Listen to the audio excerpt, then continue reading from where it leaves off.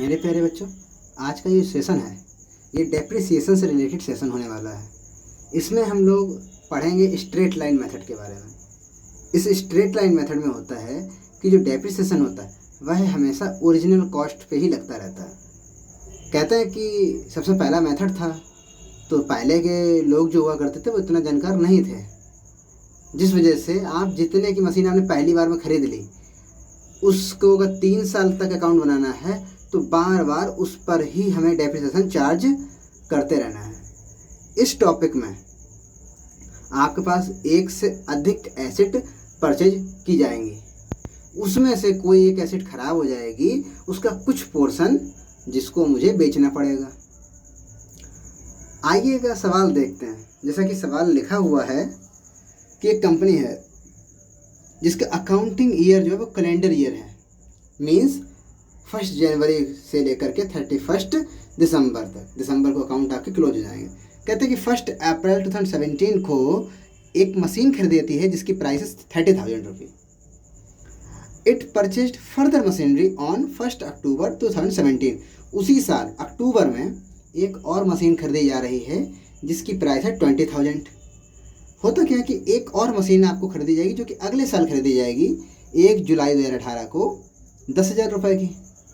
ठीक है ना बच्चों, सवाल अगर मुझे समझ में आ गया तो सॉल्व भी हो जाएगा, लेकिन अगर सवाल समझ में नहीं आ रहा है तो सॉल्व होने में प्रॉब्लम क्रिएट होती है। इसलिए बहुत ही बारीकी से समझिएगा। वीडियो थोड़ा लंबा हो सकता है, लेकिन मेरा मानना है कि आप तक बात पहुंच जाए दिमाग तक आपके, तो मुझे भी सुकून मिलेगा कि हाँ, मैंने जो समझाने की कोशिश की है वो मेरे प्यारे बच्चे समझ रहे हैं।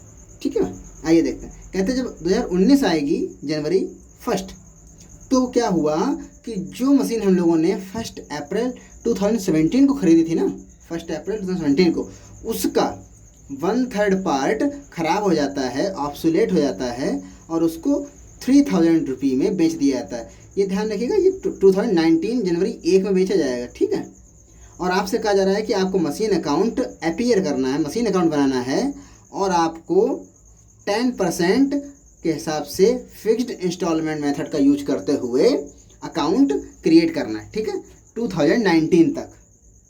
आई थिंक सो आपको ये पूरा सवाल समझ में आ गया होगा कि 3 मशीन परचेज हो रही हैं। पहली और दूसरी जो है वो 2017 में ही हो रही है और तीसरी वाली जुलाई 2018 में हो रही है।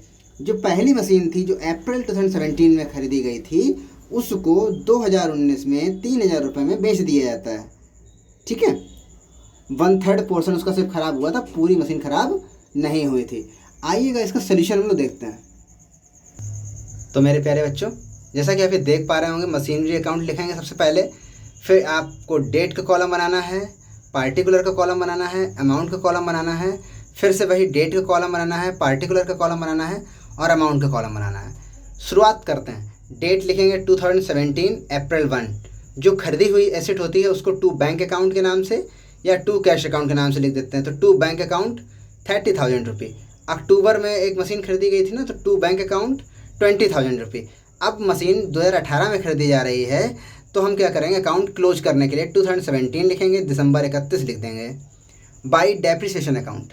ठीक है, अब अप्रैल से लेकर दिसंबर तक आप जानते हैं कि 9 मंथ होते हैं, तो आपको 30,000 का 10% होता है 3,000 रुपये इंटू 9/12 कर देंगे, तो आपका आंसर आ जाएगा 2250। प्लस लगा देंगे क्योंकि आपके पास 2 एसेट है ना, तो 20,000 का अक्टूबर से लेकर दिसंबर तक होता है 3 मंथ, तो 20,000 का 10% अगर आप निकालेंगे तो हो जाएगा 2,000 रुपये। 2,000 इंटू 3/12 कर देंगे, देन आपका 500 रुपये आ जाएगा।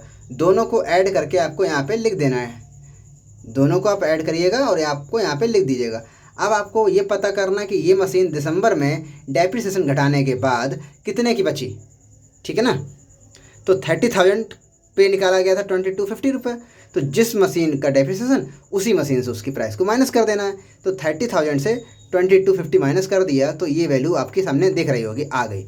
20,000 से आपने 500 माइनस कर दिया, ये आ गई वैल्यू। दोनों को ऐड करके आपने यहाँ पे लिख दिया। ठीक है, आई थिंक सो फर्स्ट आपको ईयर समझ में आ गई होगी बिल्कुल अच्छे से। अब शुरू करते हैं सेकेंड ईयर। आप पहुँचे 2018 में, जनवरी 1, क्योंकि दिसंबर में आपका अकाउंट यहाँ पे क्लोज हो चुका था, तो अगले साल जनवरी में पहुँचे तो टू बैलेंस BD लिख दिए और आपका ये आंसर आ गया ये सारा। और फिर जुलाई में एक मशीन खरीद ली गई थी ना टू बैंक अकाउंट के नाम से, वो लिख दिए 10,000 रुपये। अब आपके पास 3 मशीन हो चुकी हैं, first, second and then third. अब आप दिसंबर 31 लिखेंगे बाई डेप्रिसिएशन अकाउंट। आपको बताया गया था कि स्ट्रेट लाइन मेथड हो या आपका फिक्स्ड इंस्टॉलमेंट मेथड हो, कोई भी मेथड हो, ओरिजिनल कॉस्ट मेथड हो, ये सारे एक ही नाम है। इस पर हमेशा फेस वैल्यू जो होती है, रियल वैल्यू जो होती है, उस पर ही डेप्रिसिएशन लगने लग जाता है। तो इसका आप 10% निकालिएगा तो 10% 3000 होता है, इसका 10% 2000 होता है। जुलाई से लेकर के दिसंबर तक 6 महीने होते हैं, इसलिए 10% होता है 1000, आधा कर देंगे तो 500 हो जाएगा। सबको ऐड करके मैंने यहाँ पे लिख दिया, ठीक है। अब आपको बैलेंसिंग अमाउंट निकालनी है, तो दिसंबर डाला, बाय बैलेंस CD कर दिया। फर्स्ट मशीन की प्राइस ये थी तो उसमें से पहला डेप्रिसिएशन घटाया, ये आ गया। दूसरे की प्राइस इतनी लिखी थी और ये आपको घटा दिया, इतना आ गया। तीसरे की प्राइस ये थी, उसमें से तीसरा डेप्रिसिएशन घटाया और आपका आंसर ये आ गया। तीनों को आपको ऐड करके आपने यहाँ पे लिख दिया, ये दोनों टोटल करे यहाँ लिख दिए, ये दोनों टोटल करे यहाँ लिख दिए, ये टोटल हमेशा बराबर ही आएंगे, ठीक है। अब आप पहुँचे 2019 में। मेरे प्यारे बच्चों, अब देखेंगे ये बैलेंस सबसे पहले ट्रांसफ़र करके लाया हूँ मैं कि 2019 जनवरी 1 टू बैलेंस BD आ गया। अब उसके बाद क्या हुआ था, जनवरी में ही उसने अपनी एसेट को बेच दिया था, ठीक है ना। जनवरी में ही उसने अपनी एसेट बेच दी थी बच्चे। एक मिनट मेरे बच्चे, अब आपको वीडियो साफ दिख रहा होगा, ब्लर हो गया था। तो आइए देखते हैं बेटा। बाई बैंक अकाउंट के नाम से लिख दिया 3000 रुपये, क्योंकि 3000 में मैंने बेच दी थी। उसके बाद में आप ये पाएंगे कि आपको बेचने पर बेटा ना लॉस हुआ है कि प्रॉफिट हुआ है, तो उसकी आपको कैलकुलेशन करनी पड़ेगी। कैलकुलेशन आप देखते हैं ज़रा, कहते हैं calculation of profit and loss. कहते हैं बैलेंस बचा था आपका बच्चा उस फर्स्ट मशीन का 24750, क्योंकि यही मशीन जो थी आपकी ऑब्सोलेट हुई थी, ख़राब हुई थी, इसका ही 1/3 निकालना है। तो इसका ही मैंने बेटा 1/3 निकाला तो आया 8250। इसका मतलब ये होता है कि इतने में आपको बेचनी चाहिए थी, बेच आपने 3000 में दी, तो बेचना चाहिए था ज़्यादा में, बेची है कम में, इसलिए आपको लॉस हो गया 5250। तो आपने लिखा by loss on sale of machine account 5250। उसके बाद में अभी ना बच्चा ये देखिएगा, अब आप दिसंबर 31 लिखेंगे बाई डेप्रिसिएशन अकाउंट। अभी तो सिर्फ वो 1/3 ही तो ख़राब हुई थी ना, अभी तो वो उसका पोर्शन 2/3 तो बचा ही है, तो आपको डेप्रिसिएशन तो उस पर ही लगाना। लेकिन आप क्या करिएगा, 30,000 पे डेप्रिसिएशन में लगाइएगा। क्या करिएगा, पहले 30,000 का 1/3 निकालिएगा, 10,000 आ जाएगा, ये 10,000 माइनस कर दीजिएगा। अब वो बची है 20,000 की, उस 20,000 का 10% लगेगा 2,000 रुपये, तो वो आपको यहाँ पे लिखना है, ठीक है। और ये वाली मशीन से तो मेरे को कोई रिलेशन था ही नहीं, इस पर तो कुछ हुआ नहीं था, तो इसका पूरे का 10% ही लगा दीजिएगा और आपको यहाँ पे लिख दीजिएगा, ठीक है। थर्ड मशीन जो थी आपकी वो ये थी, तो आपने इसका 10% निकाला, आपने बोली तीनों को ऐड करके आपने यहाँ पे लिख दिया जाके।